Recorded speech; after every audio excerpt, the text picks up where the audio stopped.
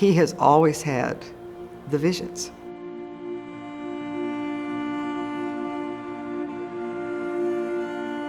We each have our sort of separate set of strengths. And Terry has always been able to see 3 miles down the road as to what might come, where I'm just sort of saying, like, can we just get through today? No, we're always looking ahead. And it's actually not what I ever thought I would be doing with my life. But I'm really proud of what we've done.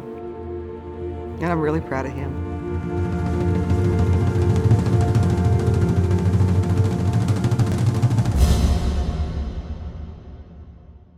My name is Terry Todd.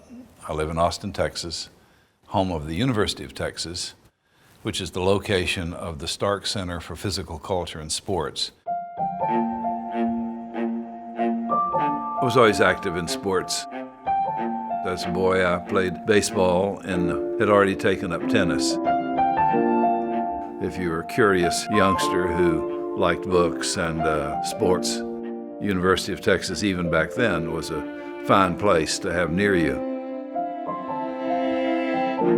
Terry, of course, was this kind of physically and intellectually larger-than-life person. His ability to imagine futures, to dream big, to try to say, you know, if we're going to do this, let's do it right. And I think people see that with what we've tried to do here. Terry Todd. Terry, as they're sorting things out here, It tests overall body strength.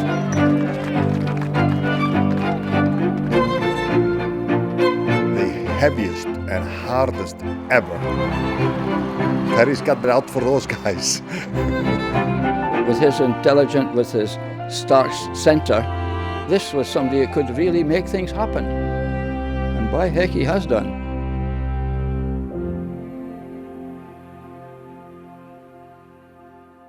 The reason that this collection is here, and the reason that Jan and I put it together, is that when I was a young man in high school, you were discouraged from any weight training at all. No one in those days trained with weights. The word musclebound was widely used then. Everyone said, you won't be able to scratch the back of your neck, you won't be able to comb your hair, brush your teeth. And it was a puzzlement to me, really. But I started lifting weights just as I graduated from high school, and I had a scholarship here at the University of Texas in tennis. I looked a bit out of place on the tennis courts.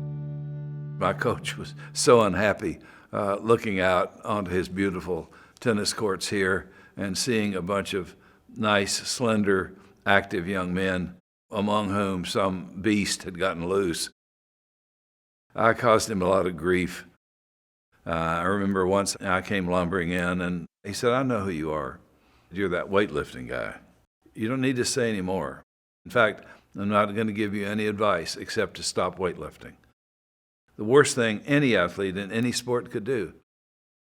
You know, I can just look at you and see. You don't look like a tennis player, for God's sakes. You're bigger than the football players. So I meekly crept out backwards out of the door, hoping I'd get out alive.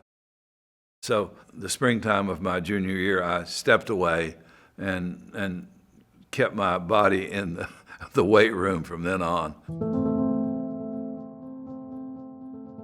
This made me a believer. As I got into it, I thought, why in the world would people believe this nonsense?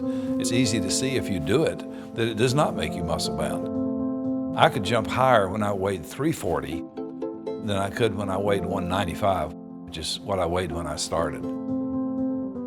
So therefore, I began to study it. My avocation, lifting, became my academic focus. When I met Terry, I was an undergraduate student at Mercer University in Macon, Georgia. I had never done sports. He was the guy who kept coming up with all the cool ideas about how to reform the curriculum, And he was at that time 260 pounds and 6'2", big sort of reddish beard. And he often would bring cabers down to the middle of campus and get some of the guys mainly to sort of engage in caber tossing.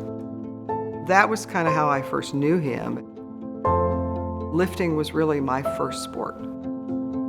I mean, what an amazing supporter he was. He has always had my back in everything. It was that background that we shared, both as athletes and later as scholars, that led us to create this facility so that people would have a place to come.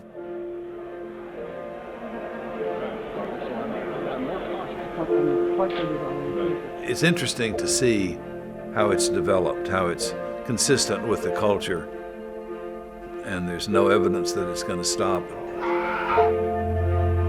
We feel if you want to call a man the strongest man in the world, you need to have events that represent strength. I continued always to be interested in strength. The great strong men that came over 100 years before my time, and stories about them filled me with excitement. And I began collecting, and I just couldn't get enough of it. I wanted to get it, and I wanted to get more.